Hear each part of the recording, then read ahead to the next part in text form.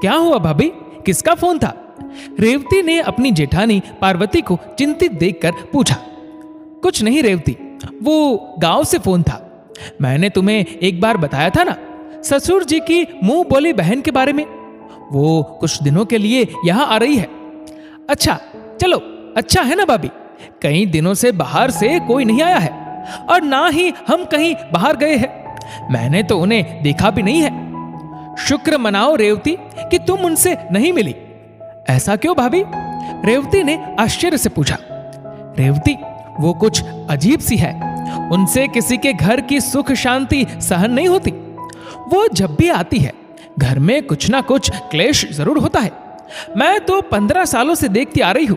पहले सासू मां और चाची जी के बीच हमेशा झगड़ा लगाती थी, फिर मेरे और ननद जी के बीच उन्होंने गलत फहमी पैदा कर दी। इसी कारण दीदी इतने सालों से यहां रहने नहीं आई है।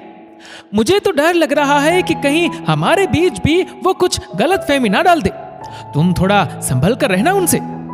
पार्वती की बातों में चिंता साफ झलक रही थी।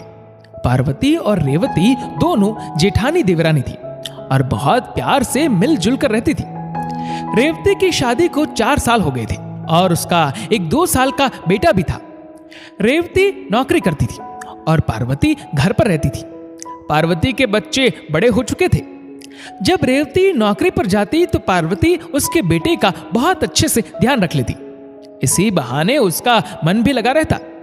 चिंटू भी अपनी बड़ी मां के आगे पीछे घूमता रहता।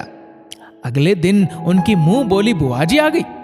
नई बहू रेवती को देखकर उसे अच्छा सा शगुन दिया और बहुत लाड किया।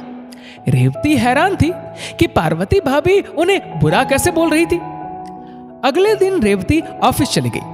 बुआ जी बात बात पर पार्वती से कहती, बड़ी बहू तू तो बहुत सहती है री। छोटी घर के काम छोड़कर ऑफिस चली जाती है और तू तो उसके बेटे को भी संभाल लेती है। सच में बहुत अच्छी और भोली है तू। पार्वती उनके व्यवहार से परिचित थी, इसलिए उस पर उनकी मीठी मीठी बातों का कोई खास असर नहीं होता था। उधर शाम को रेवती ऑफिस से आई और रात के खाने की तैयारी करने लगी। बुआ जी धीरे धीरे रेवती के पास पहुंच गई। छोटी, तू तो बड़ी होशियार है, नौकरी भी करती है और घर के काम भी, लेकिन जरा अपने बच्चे का भी ध्यान रखा कर। सारा दिन बेचारा रोता रहता है। मां जैसा ध्यान भला और कोई थोड़े ही रख सकता है। बुआ जी की बात सुनकर रेवती ने हैरानी से पूछा, क्या हुआ बुआ जी, चिंटू रो रहा था क्या? हाँ छोटी, मुझे तो बड़ी दया आ रही थी। पार्वती तो उसे डांट भी देती है। रेवती चुप रह गई। दूसरे दिन रेवती ऑफिस नहीं गई और ना ही चिंटू को पार्वती के पास छोड़ा। पार्वती रेवती से बात करने की कोशिश करती तो वो मुंह फेर लेती। पार्वती समझ रही थी कि ये सब शायद बुआ जी की गलत सीख का ही नतीजा है, लेकिन क्या कहती। रेवती बुआ जी से बोली, बुआ जी अच्छा किया जो आपने मेरी आंखें खोल दी। अब मैं भाभी पर आंख मूंद कर भरोसा नहीं करूंगी और अगले महीने से मैं भैया भाभी से अलग हो जाऊंगी। उधर बुआ जी अपनी चाल पर बहुत खुश थी। 2 दिनों तक ऐसा ही चलता रहा। पार्वती का मन बहुत भारी हो रहा था। बुआ जी को अब वापस जाना था। वो पार्वती से बोली, बड़ी बहू मुझे तो बहुत बुरा लग रहा है। तू तो छोटी को इतने प्यार से रखती है, लेकिन उसे तेरी जरा भी कदर नहीं। खैर, आजकल कौन देवरानी जेठानी रिश्ता बनाकर रखती है।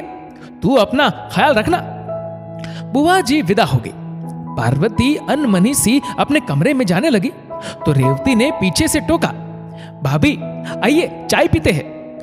पार्वती ने आश्चर्य से देखा तो रेवती बोली, अरे भाभी ऐसे क्या देख रही है, बुआ जी अब चली गई है।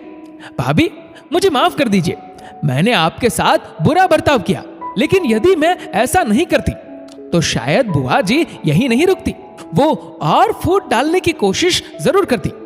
पार्वती बोली, लेकिन तुम ऑफिस क्यों नहीं गई? वो तो 2 दिनों की छुट्टी थी, इसलिए मैंने ये नाटक किया। भाभी ये झगड़ा हमारे बीच मनमुटाव नहीं, बल्कि हमारे रिश्ते पर लगा काला टीका था, जो हमें बुआजी की बुरी नजर से बचाने के लिए था। रेवती ने झुककर पार्वती के पैर छू लिए। पार्वती ने उसे गले से लगा लिया और चिंटू भी भागकर अपनी बड़ी माँ से चिपक गया। पार्वती रेवती की समझदारी पर बहुत खुश थी। अनचाहा मेहमान अब जा चुका था। दोनों देवरानी जेठानी मजे से बैठकर चाय पी रही थी। दोस्तों, इस वीडियो को लेकर आपकी क्या राय है नीचे कमेंट करके जरूर बताएगा। और अगर आपको वीडियो अच्छा लगा हो तो इस वीडियो को लाइक करेगा, शेयर करेगा ज्यादा से ज्यादा लोगों तक। और ऐसे ही और भी इंस्पिरेशनल वीडियोस के लिए सब्सक्राइब करें हमारे यूट्यूब चैनल को और फेसबुक पर फॉलो करें हमारे पेज को। धन्यवाद।